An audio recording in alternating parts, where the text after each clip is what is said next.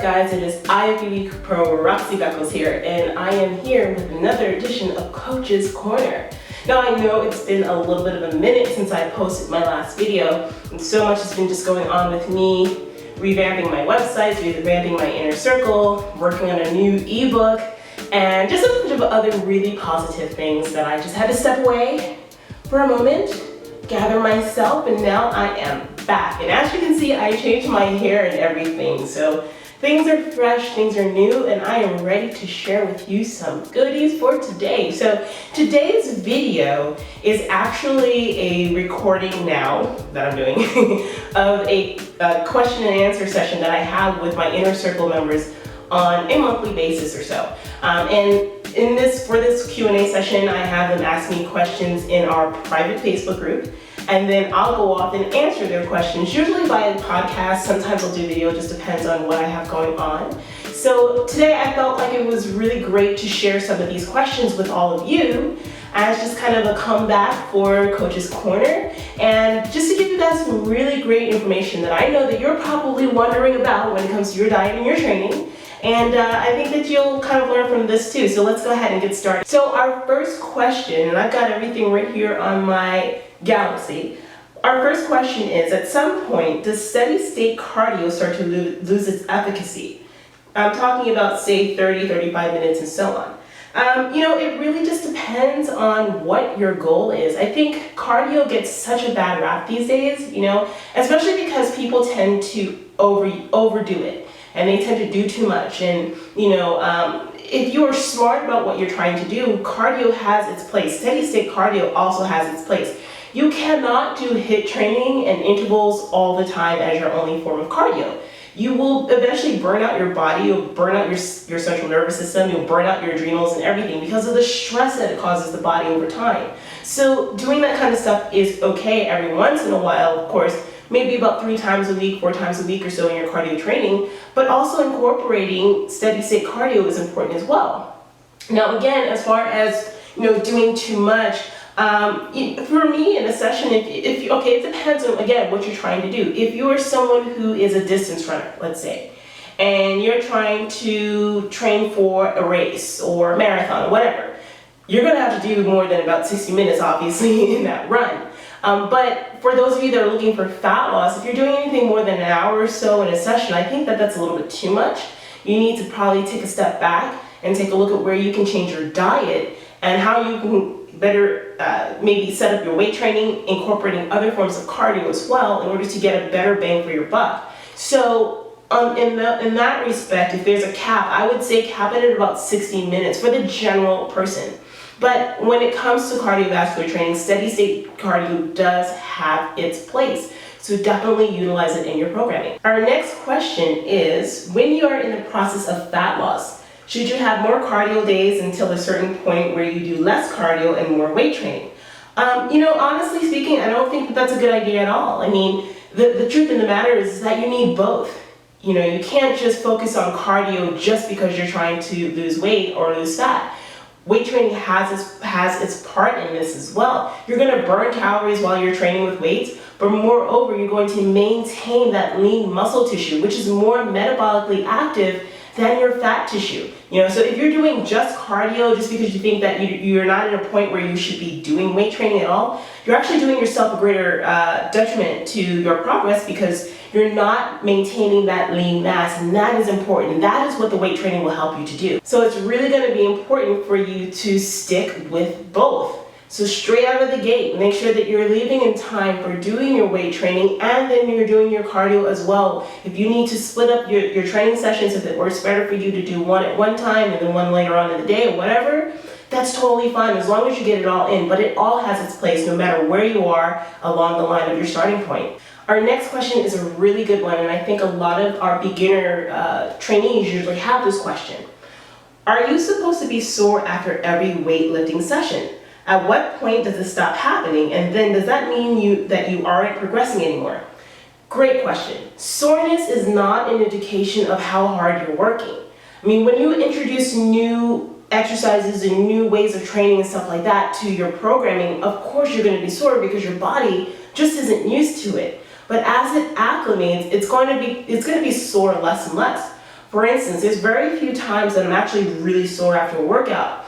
But I've also been training for years and years with lots of intensity. But that doesn't mean that the body stops progressing, because it will continue to progress even without the soreness. So soreness is not an indication of progression, nor is it an indication that you're training hard. And you shouldn't be aiming for being sore after every workout, because actually what you could be doing is overtraining yourself. And once you get to that point where you're overtraining, you're going to stop progressing, your body's going to really just give out on you, and you're going to lose your motivation to train. You won't be able to train because you won't have the energy to do so. So soreness is not an indication of how hard you're working, and you should not be aiming to be sore after every workout. It will subside after a few weeks of getting in your groove and doing your thing, but after a while it's going to be a lot harder for you to get to that point, but you should still be pushing really hard in the gym. I promise you, your body will continue to change. Is there an ideal body fat percentage for competitors? I know everyone is different, but I've heard that figure competitors should be around 10 to 12%. Is this true? This is a really hard question to answer, because quite honestly, most of you guys who are taking your body fat percentage are doing it all wrong. Like, it cracks me up when I see a girl, run to me with their body fat percentage and they say, oh, I'm 5 to 8%, and I'm looking at them like, honey, no, you're not. No, you're not, because if you were, you would be shredded to the bone, dry and veiny and hard and looking like a bodybuilder class bodybuilder, and not like a figure bikini girl. Okay, that's just what it is. I'm sorry, guys.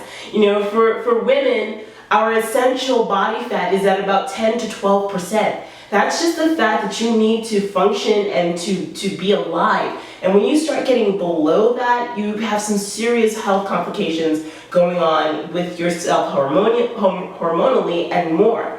So most people are actually higher in body fat percentages than they realize. And because of that, it's really hard to gauge. Besides that, when you're standing on a stage, no one's going to come up to you and ask you, hey, what was your body fat percentage this morning? But you know why? Because no one gives a damn. What we know is what we see when you stand on that stage and you're doing your quarter turns and you're in that posing suit and you're presenting yourself. Whatever body fat percentage that is for you to look great and to look within the confines of what the division defines for what you're doing, whether it's figure or bikini or women's physique or even bodybuilding, that is what you're aiming for. 12% on me looks different than 12% on the next girl, looks different than 15% on the next girl. So it's really hard to gauge. I would say though, if you're going to take your body fat percentage, what you really need to do is to do DEXA scans. So if you can look up DEXA scans in your area, you're going to get a much more reliable reading than you would for many other ways, such as like dunking and stuff like that. That's probably one of the most inaccurate ways that you can get your body fat percentage done. Another thing that you can do if you have a trainer in your gym who's like really, really great with using calipers, have them help you and measure you, and just make sure that you realize that there is a margin of error within these numbers, so don't stay married to them. When it comes to starting a contest prep, if we want to talk about body fat percentage, I like my female competitors to start anywhere between 18% or so, maybe even 20%, because that's usually what's healthy for a normal woman. And if you're training actively and you work out and you're eating right, you're going to fall between those ranges anyway, and we're going to have to work to get lower. So whether or not, you reach 10 to 12%, no one gives a damn. Starting your prep when you're leaner, when you don't have too much to have to move heavy in order to do it, is a great idea. But where you're going to be on stage, we don't know. Just go ahead and train till we see those glutes come in, till we see a separation in the legs and everything looks symmetrical with your conditioning, top to bottom, left to right, and front to back. What are your thoughts on deloading weeks and refeeds? Do you believe in them? And when do you know that you need one? Oh boy, this is a great question, because anyone who knows me, who's read anything that I've ever written, knows that I believe in deloads and I believe in refeeds 100%. So in any case, yes, deloading is very important. Listen guys, okay, I'm going to say this to y'all, and I want y'all to take this in. I want you to remember this. You cannot build anything in the gym. You are breaking down tissue. You're putting your body in a very catabolic state where it's just tearing things down in order to meet the demands you are placing on it. And it's in the time that you rest and recover, whether it's days off, or even a deload period where you take a week or two off, whatever. It is in those periods that your body is actually building and it becomes more anabolic. It uses the fuel that you give it, your food, in order to rebuild tissue, to get leaner, to get bigger, to build muscle. So deloading is a very important aspect of all of this, because you can only train for so long before your body starts to feel a little bit worn out, especially if you're going beast mode in the gym.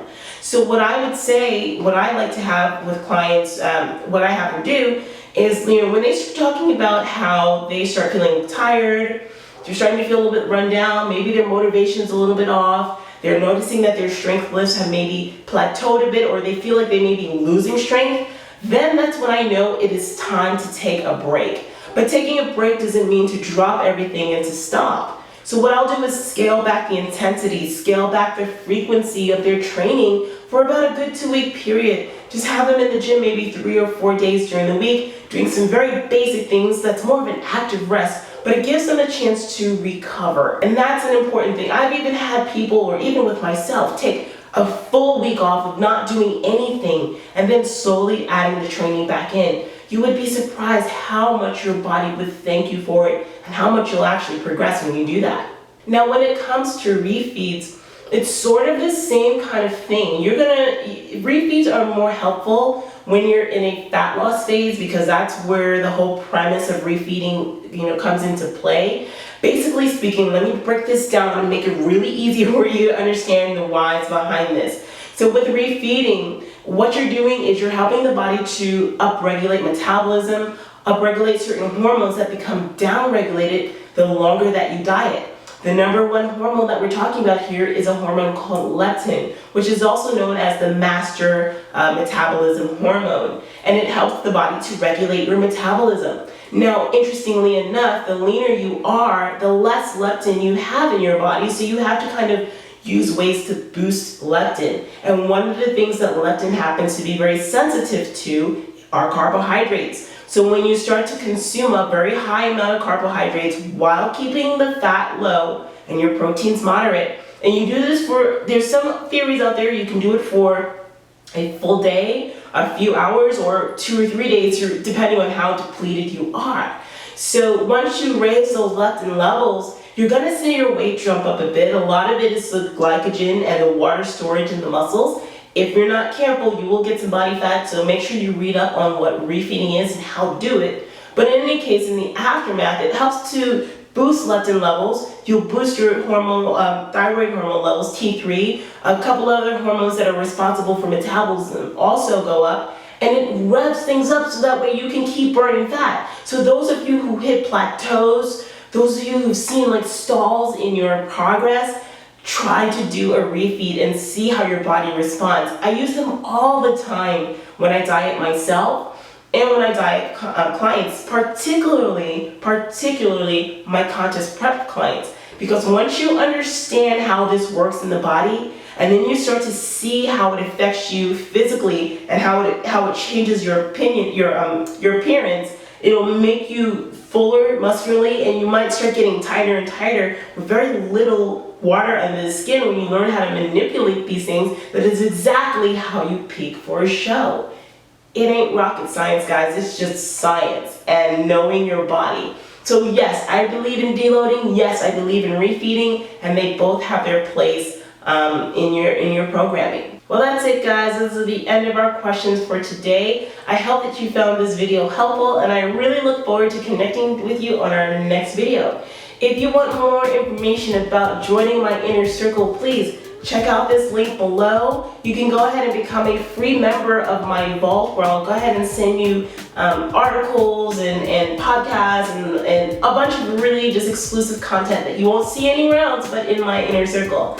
And if you want to get some workouts, training programs, and stuff like that you can do in the gym, you should join as an all-access member for my inner circle as well, which that link is also on the same website. Click the Join Now button and you'll get all that information right there. Until next time, guys, I really look forward to connecting with you. Don't forget to subscribe to my channel, and also don't forget to sign up for my free newsletter as well. That link is right here. Until next time, I'll see you later. Bye-bye.